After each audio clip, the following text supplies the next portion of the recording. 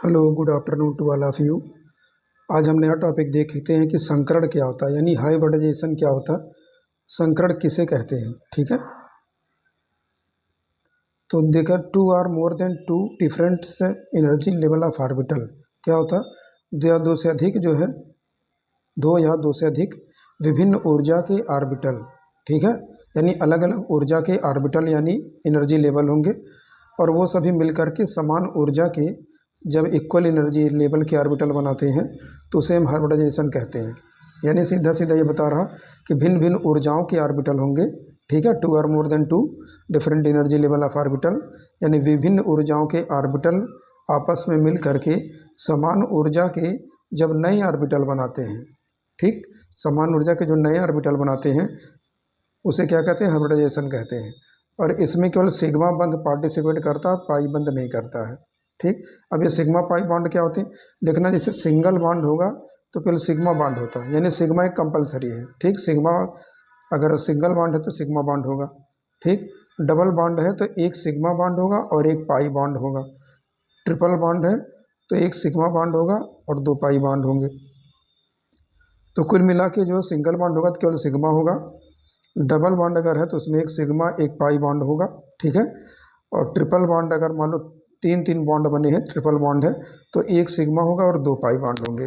तो मतलब किसी भी बॉन्ड में एक सिग्मा कंपलसरी है।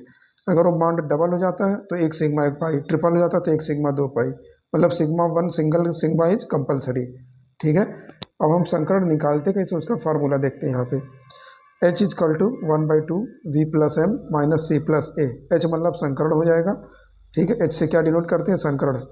ठीक है, और V से क्या हो जाएगा, वैलेंसी ऑफ सेंट्रल एटम, यानी केंद्रीय धातु परमाणु के बाहरी कोश में इलेक्ट्रॉन की संख्या कितनी होगी, यानी जो सेंटर में होगा केंद्रीय धातु परमाणु के बाहरी कोश में इलेक्ट्रॉनों की संख्या वो क्या कहलाएगी, उसकी वैलेंसी कहलाएगी, संयोजकता।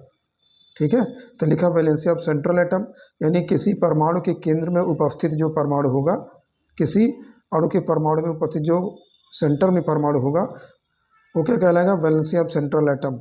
यानी उसके आउटर मोस्ट सेल में यानी बाह्यतम कोश में कितने इलेक्ट्रॉन हैं उनकी संख्या ही उसकी वी कहलाएगी। ठीक, और उसके चारों ओर यानी इसी वी के चारों ओर यानी केंद्रीय परमाणु के चारों ओर घिरे हुए एक संयोजी परमाणुओं की संख्या कितने होंगे, केंद्रीय परमाणु के चारों ओर घिरे हुए एक परमाणुवी संयोजकता। ठीक, यानी एक संयोजकता वाला जो परमाणु घिरा होगा उस केंद्रीय परमाणु के चारों ओर उनकी संख्या हम लेंगे। अगर इनकी वैलेंसी 2 हो जाती है या 3 हो जाती है तो उनकी संख्या नहीं लेंगे। क्या लिखा, मोनोवैलेंट मतलब एक संयोजी परमाणु, एक संयोजी मतलब जब एक ही संयोजकता हो उस परमाणु की तो उनकी संख्या तब गिनेंगे अराउंड द सेंट्रल एटम। ठीक, सेंट्रल एटम के चारों ओर। सी से यहाँ हो जाएगा धनायन यानी कटायन बोलते हैं, और ए से हो जाएगा एनायन मतलब उसको ऋणायन बोलते हैं। तो एक धनायन हो जाएगा और एक ऋणायन हो जाएगा।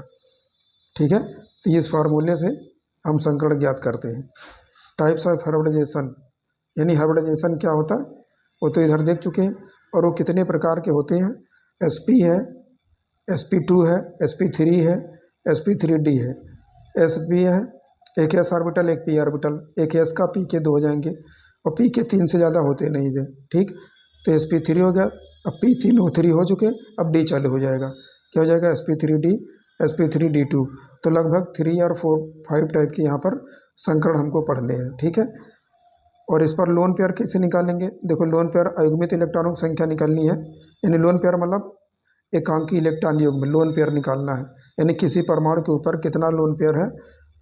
ठीक, उनकी संख्या कैसे निकालेंगे, H यानी जो H निकलेगा उनकी नंबर लिख लेंगे।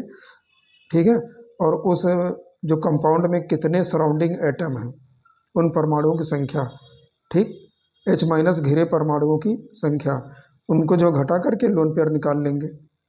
ठीक है, और एक लोन पेयर यानी एक एकांकी इलेक्ट्रॉन युग्म लगभग 2 डिग्री कोण कम कर देता है। कितना कम कर देगा, लगभग 2 डिग्री कोण कम कर देगा। ऑर्गेनिक कंपाउंड में देखना है आप क्या होता, अगर सिंगल बॉन्ड होगा, ठीक, सिंगल बॉन्ड से अगर जुड़ा होगा ऑर्गेनिक कंपाउंड में तो sp3 हाइब्रिडाइजेशन होगा सिंगल बॉन्ड से। ठीक है, डबल बॉन्ड अगर है तो sp2 हाइब्रिडाइजेशन होगा, ट्रिपल बॉन्ड है तो sp हाइब्रिडाइजेशन होगा। ठीक, तो ये तो ऑर्गेनिक कंपाउंड में सिंगल, अगर कहीं भी सिंगल बॉन्ड जुड़ा हुआ हो तो उसका जो एटम होगा वो sp3 हाइब्रिडाइजेशन हो जाएगा। डबल है तो sp2 हो जाएगा, ट्रिपल है तो sp हाइब्रिडाइजेशन हो जाएगा। ठीक है, अगर वीडियो समझ में आ रहा तो बिल्कुल इसको सब्सक्राइब और लाइक कीजिएगा।